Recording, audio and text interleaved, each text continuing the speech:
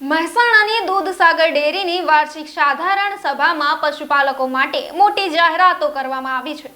Chairman Ashok ચૌધરીએ પશુપાલકો માટે અનેક મોટી જાહેરાતો કરી છે, જેમ કે ડેરી દ્વારા ₹437 કરોડનો ભાવ વધારો જાહેર કરવામાં આવ્યો છે।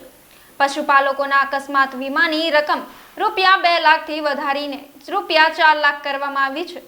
ચેરમેને જણાવ્યું કે છેલ્લા 4 થી 5 વર્ષમાં ડેરીની મિલકતોમાં ₹750 કરોડનો વધારો થયો છે અને ₹304 કરોડની લોન પણ ભરપાઈ કરવામાં આવી રહી છે।